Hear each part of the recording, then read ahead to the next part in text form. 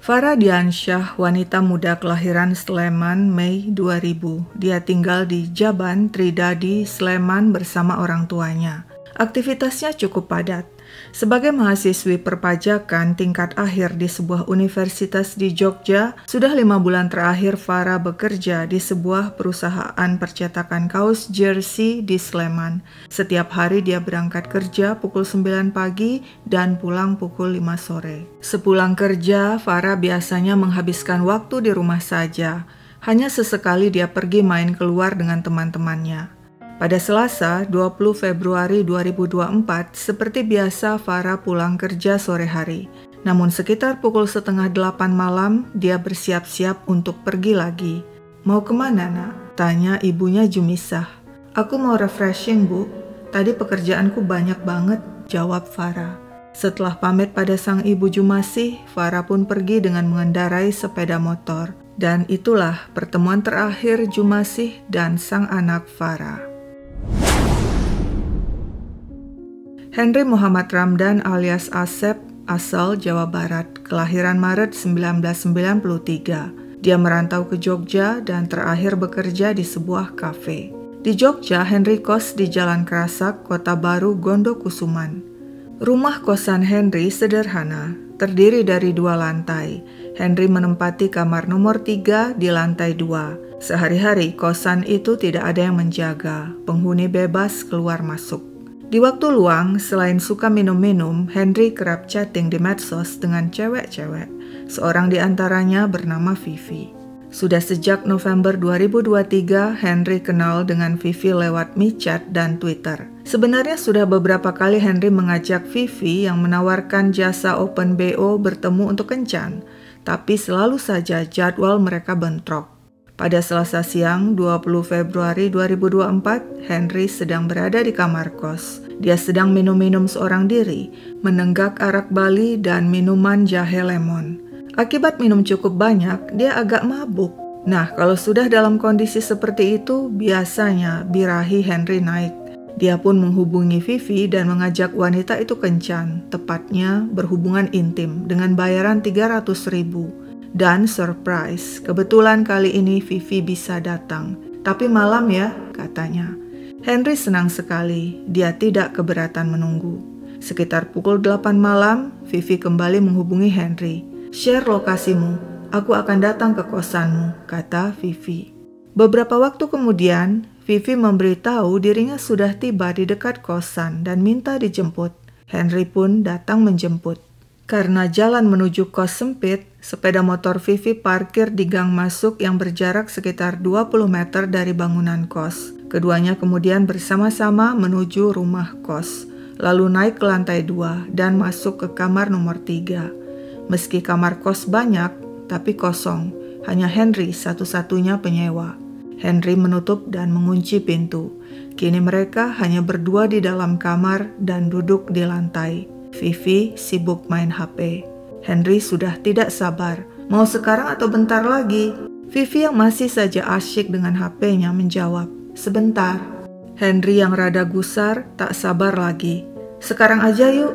Tiba-tiba Vivi menjawab, "Cancel aja ya." Henry kaget, padahal tadi mereka sudah sepakat. Lagi pula nafsunya sudah memuncak.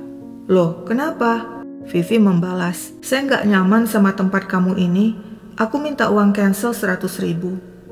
Henry kemudian menunjukkan uang 300.000 dan berusaha membujuk.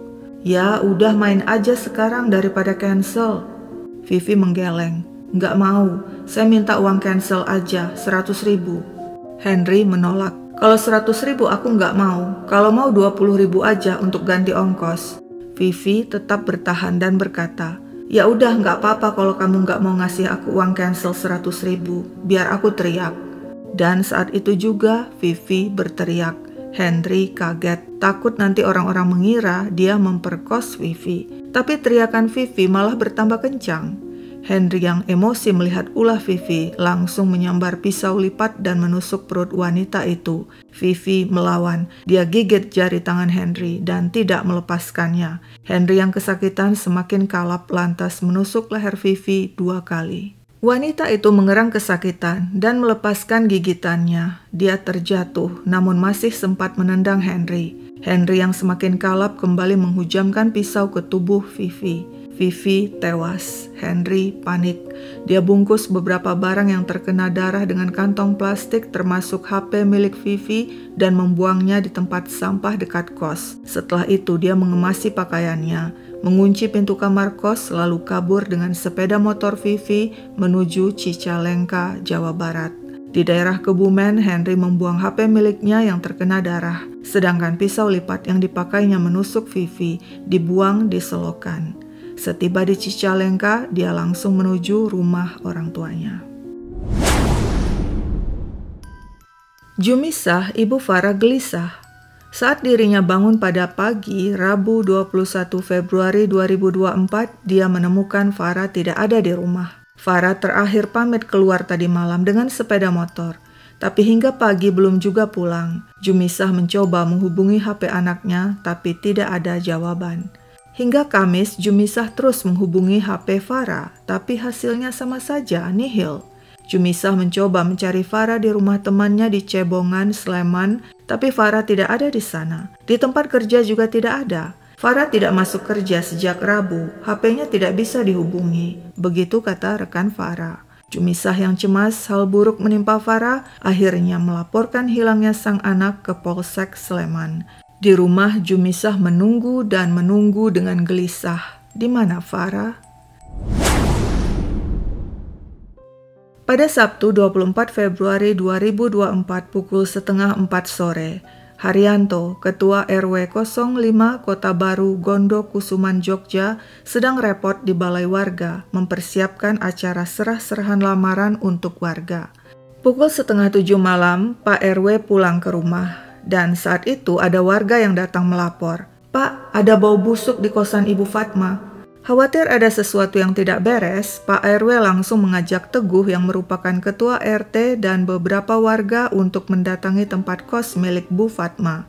Karena gelap, tidak ada lampu, mereka menggunakan senter HP menaiki tangga menuju sumber bau di kamar nomor 3 di lantai 2. Mereka lihat ada bercak darah di tangga dan bau semakin menyengat.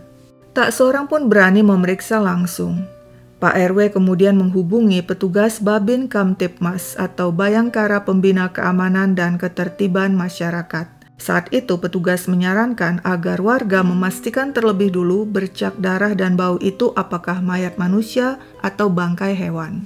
Nah, sekarang siapa yang berani memeriksa? Untung saja seorang warga bernama Pak Sutriono berani maju dan mengecek lewat jendela kaca nako. Tampak pemandangan mengerikan, mayat manusia tergeletak di lantai kamar kos. Pak RW kembali menghubungi petugas Babin dan penemuan itu langsung dilaporkan pada polisi.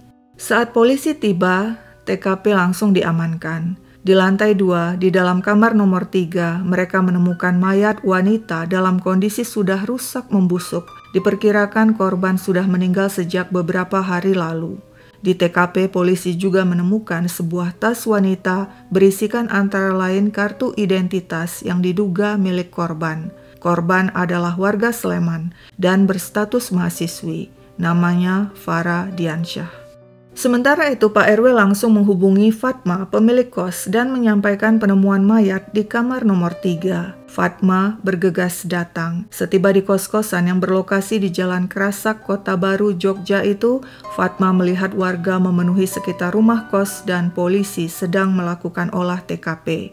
Mayat berjenis kelamin perempuan dan dievakuasi ke Rumah Sakit Bayangkara untuk keperluan otopsi. Ketika polisi menanyai Fatma, siapa penyewa kamar nomor 3? Fatma menjelaskan penyewa adalah seorang pemuda bernama Henry, warga Cicalengka, kerja di sebuah kafe di Jogja.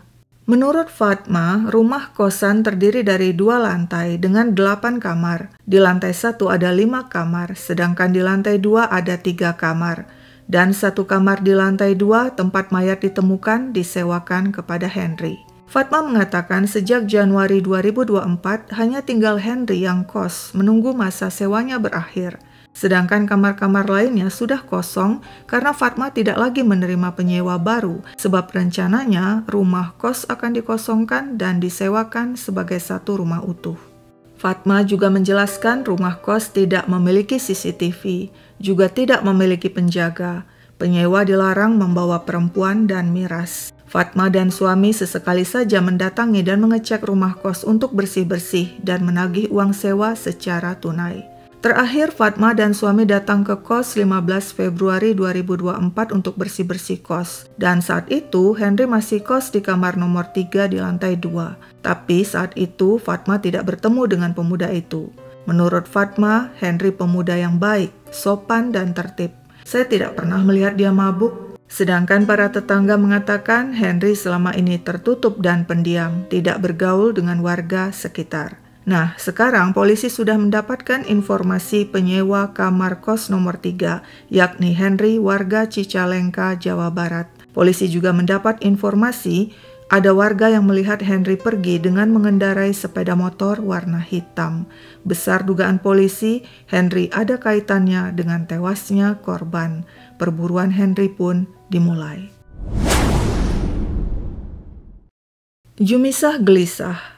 2 hari berlalu sejak dirinya melaporkan hilangnya sang anak Farah Diansyah kepada polisi, tapi belum juga ada kabar berita. Namun pada tengah malam Sabtu 24 Februari 2024, Jumisah menerima kabar dari polisi ada penemuan mayat perempuan di kamar kos orang pemuda di daerah Kota Baru. Berdasarkan kartu identitas yang ditemukan di TKP, wanita itu bernama Farah Diansyah yang kini jasadnya berada di Rumah Sakit Bayangkara, Jogja.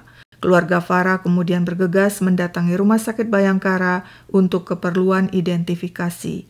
Betapa terpukul keluarga saat melihat mayat yang sudah separuh membusuk itu adalah Farah Diansyah. Farah meninggal di usia 24 tahun dengan cara yang tidak wajar, dibunuh. Jumisah dan anggota keluarga lainnya tidak mengerti. Selama ini Farah dikenal sebagai anak yang baik, keluar rumah hanya untuk kuliah dan bekerja. Siapa yang begitu tega membunuh Farah? Henry yang kabur dari Jogja dengan mengendarai sepeda motor Vivi tiba di rumah orang tuanya di Cicalengka, Jawa Barat pada Rabu siang 21 Februari 2024. Saat bertemu sang ibu Hajah Suprihatini, dia langsung mencium dan berkali-kali minta maaf pada wanita itu. Sang ibu bingung, tapi Henry tidak menjelaskan apa-apa. Kepada ibunya, Henry minta plester untuk menutupi luka di tangannya. Setelah itu dia masuk kamar untuk beristirahat. Sorenya, Henry mendatangi rumah temannya Rafelta. Rafelta sebelumnya sudah mendapat informasi dari teman lainnya bahwa Henry mengaku baru saja membunuh orang.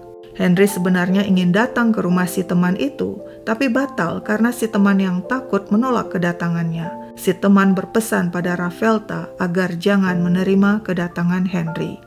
Tapi ketika Henry tiba, Rafelta menerima temannya itu dengan baik. Mereka sudah kenal lama sejak 2013 karena sering main musik bareng. Menurut Rafelta, Henry orang yang suka bercanda, humoris, namun pandai menyembunyikan perasaan. Henry saat itu tampak lusuh, matanya merah. Dia memakai jaket hitam. Ada luka di tangannya yang ditutup plester. Juga ada luka bekas gigitan di jari tangan serta luka goresan di lengan. "Kamu sudah tahu kan?" tanya Henry tiba-tiba pada Rafelta. "Oh iya, kamu duduk dulu," kata Rafelta. "Saya barusan bunuh orang," lanjut Henry. "Siapa yang kamu bunuh?" tanya Rafelta. "Ada cewek." "Gimana ceritanya kamu bisa membunuh?" "Waktu itu aku barusan minum. Terus aku chat sama cewek itu ngajak kencan. Tapi cewek itu nggak memberi kejelasan. Terus aku ketiduran. Setelah aku bangun tiba-tiba si cewek menghubungi lagi dan bilang dia bisa datang ke kosan. Waktu dia datang kami bertengkar." "Kenapa bertengkar?" tanya Rafelta. "Karena dia nggak menepati kesepakatan. Aku ambil pisau, aku tusuk dia sampai mati." "Kamu yakin cewek itu sudah meninggal?" tanya Rafelta lagi. "Yakin, karena setelah aku tusuk, aku sempat tunggu sebentar, terus aku masukin cairan pel ke mulutnya. Kalau belum meninggal, dia pasti batuk. Tapi dia diam saja, nggak batuk. Aku yakin dia sudah meninggal. Terus aku kabur. Aku bingung, Aku harus gimana? Rafelta kemudian menghubungi teman lainnya bernama Isal dan minta Isal datang. Saat Isal tiba, Henry bertanya lagi, "Aku harus gimana?" Rafelta dan Isal kemudian menyarankan agar Henry menyerahkan diri kepada polisi, atau sampaikan ke orang tuamu atau guru ngaji di pesantren. Henry menjawab, "Aku belum siap. Aku nggak mau bikin orang tuaku sedih.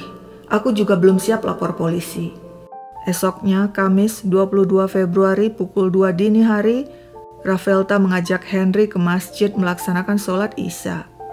Usai sholat, Rafelta bertanya lagi ke Henry, "Kamu benar bunuh orang?" Henry menjawab, "Iya, benar." Rafelta kembali mendesak Henry untuk menyerahkan diri pada polisi atau mengaku ke orang tua. Henry kemudian kembali ke rumah orang tuanya, lalu pamit pada sang ibu untuk kembali ke Jogja. Sementara itu, seminggu setelah penemuan jasad, pada 2 Maret 2024, polisi mendatangi rumah orang tua Henry di Cicalengka, Jawa Barat dan bertemu sang ibu Hajah Suprihatini. Suprihatini mengatakan Henry sempat datang ke rumah dengan sepeda motor warna hitam. Di tangan dan lengannya ada luka, tapi Suprihatini tidak tahu penyebabnya. Kemudian Henry pamit kembali ke Jogja dan sejak itu sang ibu tidak bisa lagi menghubunginya. Polisi menyampaikan kepada Suprihatini, Henry diduga telah membunuh seorang wanita di kamar kosnya di Jogja. Polisi minta memeriksa kamar Henry dan sang ibu mengizinkan. Di kamar, polisi menyita beberapa barang bernoda darah. Itu barang bawaannya dari Jogja, kata Suprihatini kepada polisi.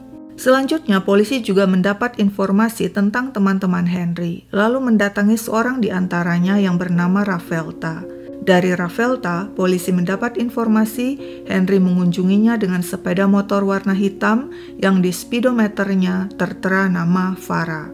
Kepada polisi, Rafelta menjelaskan Henry mengaku padanya telah membunuh seorang perempuan dan bingung harus bagaimana, sehingga Rafelta menyarankan Henry menyerahkan diri pada polisi atau melapor ke orang tua. Tapi di mana Henry bersembunyi? Polisi melanjutkan pencarian. Selama 3 minggu, Henry buron. Akhirnya, pada 13 Maret 2024, pemuda itu kembali ke rumah orang tuanya di Cicalengka dan secara sukarela menyerahkan diri ke Polda Jawa Barat yang kemudian menyerahkannya ke Polda Daerah Istimewa Yogyakarta.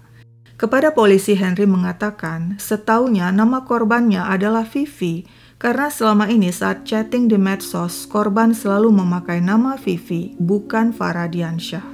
Awalnya, Henry mengajak korban berhubungan badan.